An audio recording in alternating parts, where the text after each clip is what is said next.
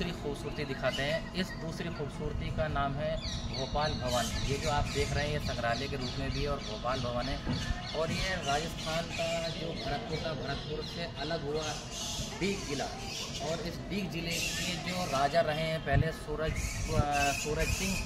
सूरजमल, उन राजा का ये किला माना जाता है। इस किले की जो खूबसूरती है, इस खूबसूरती में एक ये भी खूबसूरती है जो आपके सामने है, ये 4 चांद लगाती है। इस खूबसूरती को 4 चांद लगाने के लिए जो इसकी क्वालिटीज़ हैं, जो इसकी अच्छाइयाँ हैं, वो इसके बारे में आपको बताएंगे हमारे साथी, हमारे सहयोगी।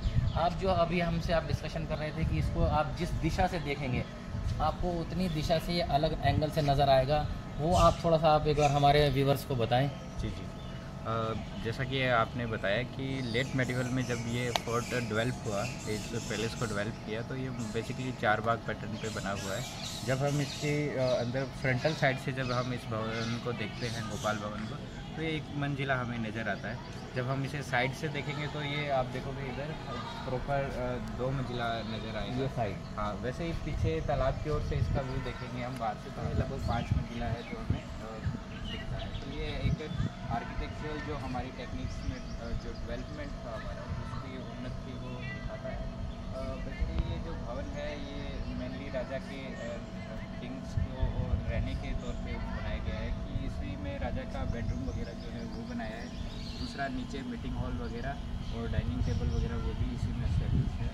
तो ये बेसिकली जो दिखाता है एक पीरियड म्यूजियम के तौर पे से अभी ये साइनिंग। लेकिन जिस तरीके से आपने मुझे बताया कि अगर आपको फ्रंट साइड से देखेंगे तो 5 मंजिल दिखता है, और राइट हैंड साइड से जहाँ हम खड़े हैं ये 2 मंजिल आपको नज़र आता है, और ये बैक साइड से आपको सिंगल मंजिल नज़र आता है। इसी के साथ साथ इसमें आपने बताया कि राजा का बेडरूम भी था, और ये गेस्ट हाउस के रूप में भी था राजा के। इसमें तकरीबन कितने रूम्स होंगे और कितने बेड रहे होंगे, या ये कहा जाए कि इसकी जो मेन खूबसूरती रही है वो यही एक पार्ट होगा भोपाल भवन इसका, तो इसकी थोड़ी क्वालिटी के बारे में आप हमें बताएं, और फिर हम चलते हैं इसके बाद में इसके सीधा अंदर।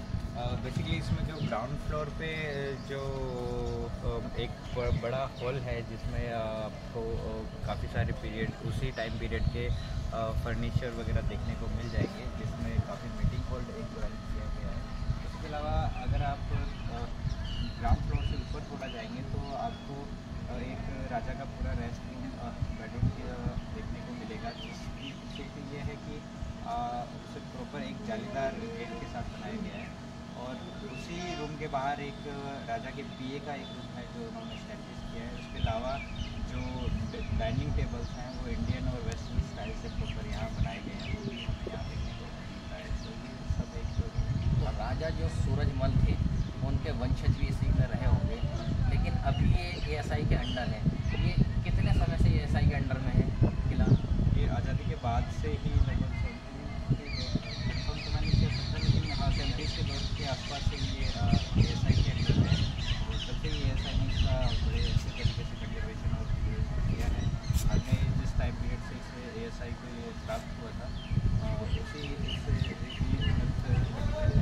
ये जो अभी एएसआई के अंडर में है राजा सूरजमल का किला इसको कहा जाता है। इस राजा सूरजमल के किले में राजा सूरजमल की और क्या क्या चीज़ें, निशानियाँ इसमें मौजूद हैं भी म्यूज़ियम के अंदर में?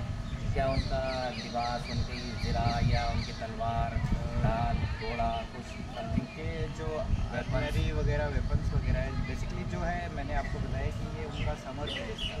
जो उनका मेन फोर्ट है, रूलिंग फोर्ट, वो भरतपुर का है। तो जो उनका जो आर्टनरी का जो पूरा सामान है, जैसे वेपन्स वगैरह है, पोशाक वगैरह है, वो भरतपुर म्यूजियम में अभी कंजर्व है।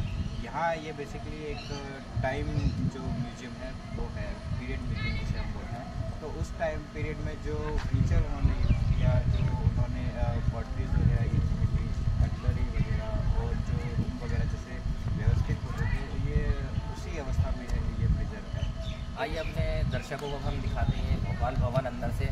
आइए हमारे साथ में हम दिखाते हैं अपने दर्शकों को ये भोपाल भवन और इसकी क्या खूबसूरती रही है।